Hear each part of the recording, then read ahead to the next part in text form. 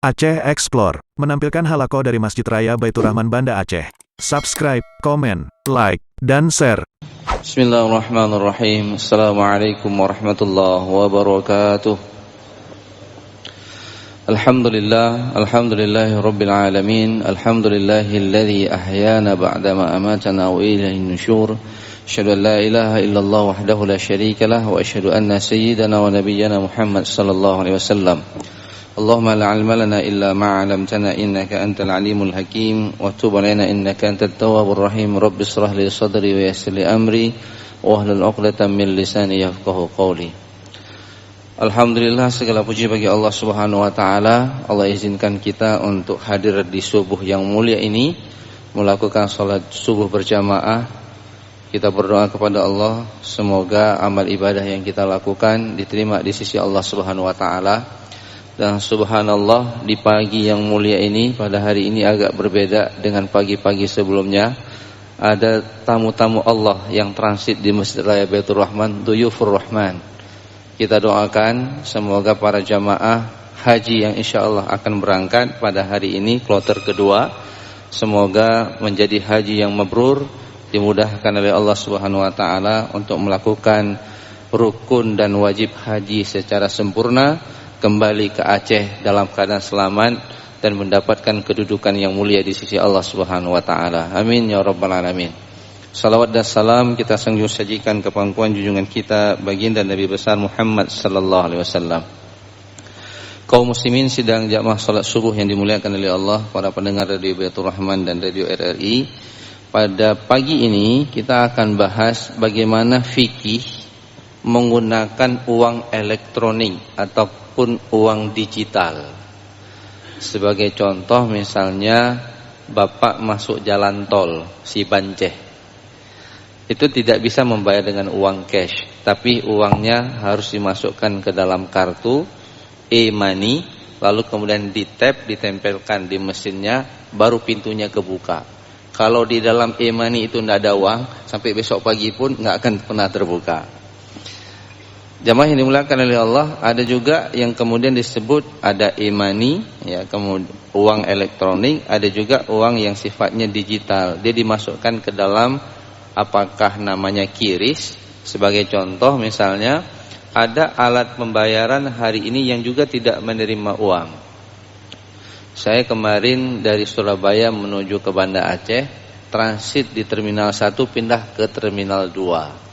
Lalu kemudian ketika ingin menaiki mobil yang membawa, ya, untuk pindah antar terminal, nah ternyata mobil yang membawa penumpang itu harus bayar.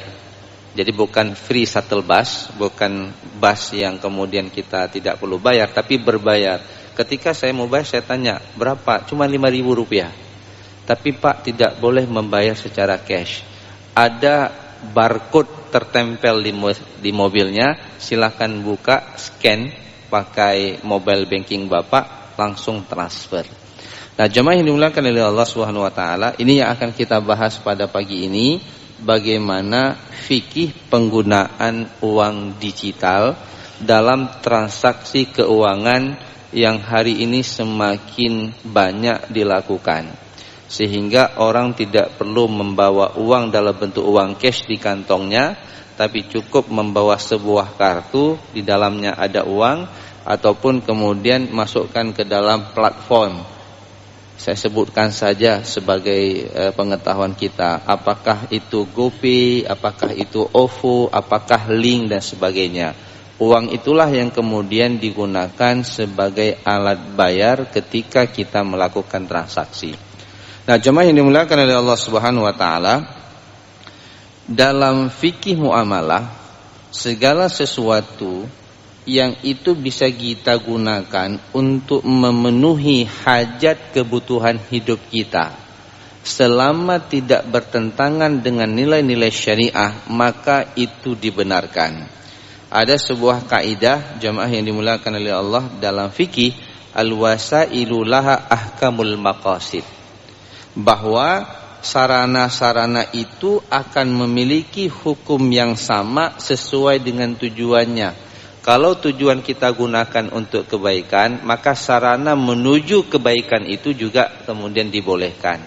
Tapi kalau sarana tujuan kita itu tidak dibenarkan oleh Allah, maka sarana yang kita gunakan menuju tujuan tersebut juga tidak dibenarkan. Selama tujuan kita untuk memenuhi kebutuhan hidup, selama kebutuhan kita untuk menyelesaikan masalah-masalah kehidupan kita termasuk alat bayar, maka jemaah yang dimuliakan oleh Allah, selama itu tidak bertentangan dengan syariah, maka itu kemudian dibolehkan. Nah, pembahasan ini masuk dalam kategori fikih mu'asarah, fikih modern. Dibahas di dalam kitab fikih At-Ta'ammulat al-Elektroniyah. Jadi transaksi yang menggunakan alat elektronik. Jamaah yang dimuliakan oleh Allah, ternyata Dewan Syariah Nasional telah mengeluarkan fatwa DSN tahun 2017 nomor 116 terkait dengan penggunaan uang elektronik. Nah, jemaah yang dimuliakan oleh Allah Subhanahu wa taala, ada beberapa dhawabit, ada beberapa panduan ketika kita menggunakan transaksi berbasis uang elektronik ini, bisa dimasukkan dalam kategori halal ataupun haram. Yang pertama, jemaah yang dimuliakan oleh Allah Subhanahu wa taala, terhindar dari transaksi yang dilarang dan objek akad itu halal dan legal. Sebagai contoh, Bapak Ibu membeli barang di platform elektronik. Contoh misalnya ada Shopee, misalnya ada Lazada dan seterusnya. Itu contoh-contohnya, saya menyebutkan nama produk. Nah, itu kemudian selama kita membeli sesuatu yang halal, maka objek itu halal, maka transaksi itu jadi halal. Tapi kalau kita ingin beli sesuatu yang sifatnya haram, maka penggunaan uang digital ini juga menjadi haram. Sangat tergantung kepada maqasid, tujuan. Maka apabila tujuannya halal, sarana yang kita gunakan itu jadi halal. Tapi kalau tujuannya itu haram, maka sarana juga menjadi haram. Itu yang pertama. Yang kedua, ini jemaah yang dimuliakan oleh Allah, yang masih menjadi permasalahan di Indonesia. Bank penampung uang kita. Jadi kalau uang elektronik itu e-money, uang kita kan kita transfer ke rekening itu. Nah, bank penampungnya itu, di mana jumlah nominal uang yang kita simpan dalam bentuk elektronik itu ditempatkan di bank syariah. Nah, ini yang kemudian masih menjadi problem jamaah yang dimuliakan oleh Allah Subhanahu wa taala. Ternyata uang elektronik yang dikeluarkan di Indonesia itu semuanya berbasis platformnya konvensional. Bank syariah hari ini belum ada yang mengeluarkan e-money dalam bentuk syariah. Di Aceh ada, dikeluarkan oleh Bank Aceh. Bank Aceh Syariah. Ya, disebut dengan PT Bank Aceh. Tapi masih co-branding. Dia menggunakan sistemnya sistem Bank Mandiri. E-money-nya e-money Bank Mandiri. Jadi kalau misalnya Bapak memberikan e-money, ya, beli saya lupa nama kartunya ini. Jadi ketika kita beli, uang yang kita masukkan itu ditempatkan di bank yang mana. Nah, kalau yang pakai co-brandingnya punya Bank Aceh, uangnya ditempatkan di Bank Aceh. Tapi ketika kita melakukan transaksi, Bank Konven ini dapat fee, dia namanya, dari transaksi yang kita lakukan. Karena kenapa?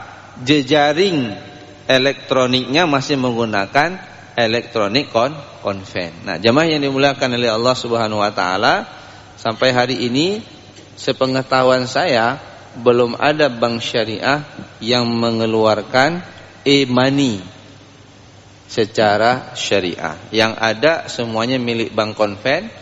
Ada punya Bank BNI misalnya, ada Bank Mandiri, ada BRI. Nah, itu semuanya.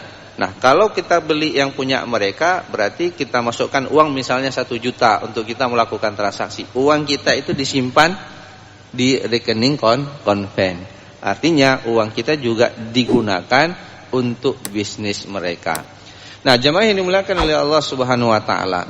Ini yang kedua. Jadi pastikan, kalaupun tidak ada, maka pakailah yang syariah punya. Kalau di Aceh, kalau kita sekarang ingin beli kartu elektronik ini tidak ada, karena bank konven sudah tidak ada di Aceh. Maka pilihannya belilah kartu elektronik yang milik Bank Aceh. Seperti itu ya. Kenapa? Mereka baru melakukan co-branding. Kemudian yang ketiga, jemaah yang dimuliakan oleh Allah Subhanahu wa taala, ada serah terima dan ijab qabul, baik yang sifatnya fisik ataupun non fisik. Kalau kita beli barang secara langsung, misalnya belanja di Pasar Aceh, di Lambaru, itu kan sering si penjual mengatakan, uang untuk saya, pengkelung, barang gedron. Nah, gitu kan. Itu serah terima, ada akad ijab kabul, barang diambil, uang dikasih. Pertanyaannya, kalau uang elektronik gini, gimana ijab kabulnya? Jemaah ini dimuliakan oleh Allah. Jadi ijab kabul itu ada dua makna. Boleh ijab kabul dalam bentuk fisik, ada ijab kabul yang sifatnya non fisik. Nah, ketika non fisik ini jemaah yang dimuliakan oleh Allah Subhanahu wa taala, dia diakui kita telah membeli dan menerima. Sebagaimana saya katakan tadi, saya ingin naik shuttle bus yang menghubungkan antara terminal 1 dengan terminal 2, saya harus membayar jasa. Maka saya buka HP, saya buka QRIS, saya scan barcode, uangnya saya transfer, saya tunjukkan sama dia, nih uang saya sudah transfer. Itu ya. Maka dia mengatakan, silakan Bapak naik ke dalam mobil. Itu sudah ijab dan qabul. Walaupun tidak nampak bahwa uang itu berpindah. Ya, artinya secara digital dia tidak nampak. Nah, pertanyaannya, apakah ini boleh? Nah, jemaah yang dimuliakan oleh Allah Subhanahu wa taala, di dalam kitab Mughni Muhtaj ini dijelaskan begini.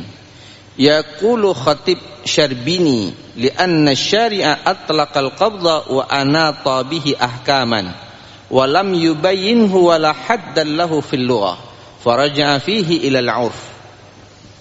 Khatib Asy-Syarbini menjelaskan bahwa ketika syariat Islam tidak menjelaskan ataupun tidak mewajibkan serah terima dalam setiap transaksi itu tanpa menjelaskan mekanismenya, maka transaksi itu, serah terima itu dikembalikan kepada tradisi perlakuan pasar.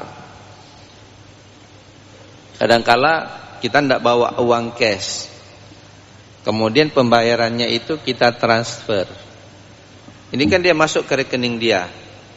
Kalau dia bisa cek langsung, dia bisa lihat, wah uang saya ada. Tapi kalau pemilik rekeningnya bukan si pelayan kita, maka biasanya dia akan meminta kepada kita, Pak, tolong bukti transfernya dinampakkan kepada saya, lalu dia foto, dikirimlah kepada pemilik toko. Nah, ini kalau itu diterima dalam perlakuan pasar, menjadi uruf kebiasaan transaksi di pasar tersebut, maka itu dibolehkan. Pandangan Ibnu Taimiyah satu lagi, yaqulu Ibnu Taimiyah, wa man lam yakul lahu haddun fil lughah wala fil syar'i fal marja'u fihi ila 'urfin nas. Ibnu Taimiyah mengatakan bahwa setiap ketentuan yang tidak ada batasannya, baik dalam bahasa maupun syariat, maka yang menjadi rujukan adalah tradisi setempat. Ini dalam bab muamalah. Jadi kalau itu sudah diterima dan itu diakui sebagai alat pembayaran, terjadi ijab dan qabul, sama-sama mengetahuinya, sama-sama menerimanya, dan itu menjadi kebiasaan, maka itu kemudian dibenarkan secara syariat. Tapi penerimaan ini harus terjadi, ijab qabul ini harus terjadi, dilandasi kepada hadis Rasulullah yang diriwayatkan oleh Bukhari Muslim. Rasulullah mengatakan, manitta'a ta'aman fala yabi'hu hatta yaqbidahu. Siapa saja yang membeli makanan, maka jangan dia jual makanan itu sebelum ia melakukan serah terima. Cuman serah terima ini bisa jadi serah terima secara fisik, ada serah terima secara dokumen, ada serah terima secara bentuk kwitansi. Sudah ya? Nah, tapi sudah diakui, saya sudah menerimanya, maka kemudian boleh untuk dilakukan transaksi. Yang keempat, yang terakhir jamaah yang dimuliakan oleh Allah Subhanahu wa taala, dawabit yang terkait dengan transaksi uang elektronik ataupun transaksi uang digital, bahwa jemaah yang dimuliakan oleh Allah Subhanahu wa taala, perjanjian hak dan kewajiban itu disetujui oleh pelanggan, oleh customer. Termasuk jikalau misalnya ada diskon yang diterbitkan oleh penerbit kartu elektronik. Ini yang kadang-kala kita tidak baca. Kalau dalam transaksi keuangan hari ini itu selalunya diminta kita menyetujui syarat dan ketentuan yang berlaku kan, tapi seringnya kita tidak baca. Jadi kita conteng dia di HP, tekan, langsung setuju. Nah, tapi kita nggak baca. Nah, jemaah yang dimuliakan oleh Allah, dalam melakukan transaksi keuangan, biasakan diri kita untuk membaca hak dan kewajiban. Cuman ada juga yang punya alasan, Ustaz, gimana kami baca? Tulisannya kecil kali Pak, pakai kaca pembesar pun tidak nampak. Minta kepada mereka untuk menjelaskannya. Sekarang ada bank yang menggunakan platform digital. Banknya itu di Jawa Pak, tidak ada di Banda Aceh. Tapi kita bisa buka rekening di sana dan kita bisa mendapatkan pembiayaan dari mereka. Itu sifatnya semuanya digital. Kita scan KTP sendiri, semuanya kita kirim foto kita sebagai bukti, nanti diterima oleh mereka. Ini semakin hari semakin canggih. Besok ke depan mungkin itu transaksi bank yang sifatnya konvensional, kita datang ke teller, ada gedungnya, itu semakin hari semakin berkurang. Kenapa? Karena platformnya pindah menjadi platform digital. Semua orang bisa melakukan transaksi, masuk ke bank, keluar ke bank, tanpa dia datang ke bank tersebut. Ini arahnya sudah semakin ke sana, jemaah yang dimuliakan oleh Allah. Kita mau kemana-mana tidak perlu bawa uang di kantong, yang penting ada uang di HP, gitulah, di rekening. Masalahnya ketika HP-nya habis baterai, ya itu kacau. Ya, ataupun kejadian ya, jaringannya itu bermasalah. Dulu pernah kejadian di Jawa, mati lampu 2 jam. Itu semua transportasi berbasis digital, Pak. Ya kan? Ya, yang Grab kah, yang Gojek kah atau Gokar kah, itu semuanya nggak bisa diakses. Uang yang kita simpan di situ pun nggak bisa kita ambil. Kenapa? Servernya mati. Nah, ini kelemahannya.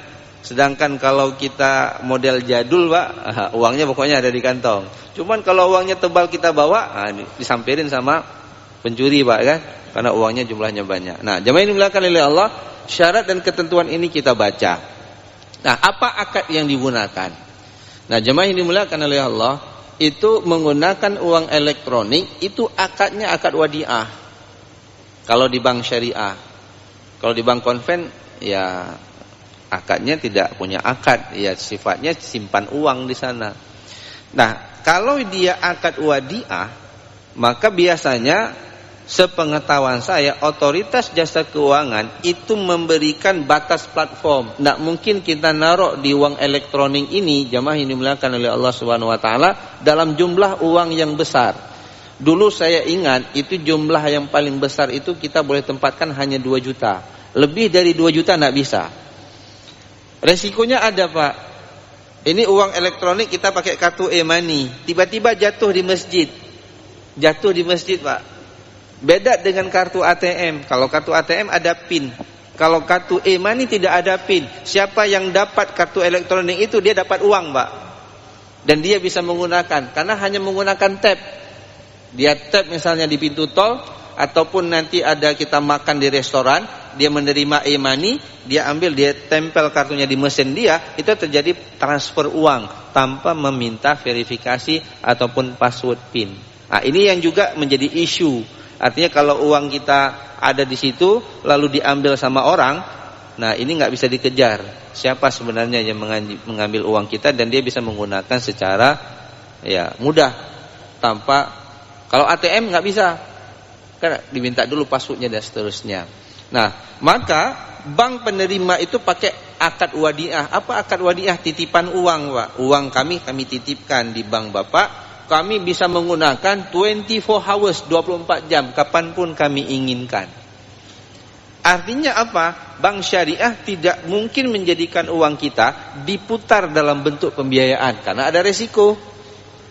Kalau uangnya jumlahnya banyak, lalu kemudian diinvest, dikasih pembiayaan, tiba-tiba di malam itu terjadi transaksi digital yang begitu jumlahnya banyak, uangnya nggak cukup karena sudah diputar. Nah, ini akan problem dengan likuiditas bank. Maka sifatnya wadiah, uang ini tidak boleh kemudian digunakan oleh bank. Kalaupun digunakan oleh bank, maka ditambah satu akad lagi, namanya akad al-qardu, hutang piutang. Wajib kemudian jemaah yang dimuliakan oleh Allah Subhanahu wa taala, uang si nasabah bisa digunakan karena dia sebagai alat bayar. Ibarat kita punya kantong, punya dompet. Nah, sekarang sudah ada istilahkan e-wallet, dompet elektronik. Dompetnya enggak ada, Pak, enggak ada di kantong kita, tapi sifatnya elektronik. Selama ini kita bawa uang dalam dompet. Sekarang di dalam dompet hanya ada kartu. Kadangkala kartunya pun sudah tidak banyak lagi, pindah ke dalam HP, disebutlah dengan e-wallet gitu, Pak. Nah, jemaah yang dimuliakan oleh Allah, maka otoritas itu dalam fatwa diwajibkan untuk membatasi jumlah uang, penggunaan dana dalam uang elektronik ini. Nah, jemaah yang dimuliakan oleh Allah Subhanahu wa taala, jadi ini beberapa dawabit, batasan-batasan dalam penggunaan transaksi menggunakan uang elektronik ataupun uang digital. Nah, jemaah yang dimuliakan oleh Allah, tetap kita harus hati-hati. Kadangkala menggunakan uang digital ini, ketika misalnya kita pakai QRIS misalnya, passwordnya bisa dibaca sama orang, maka orang bisa merentas HP kita dan seterusnya.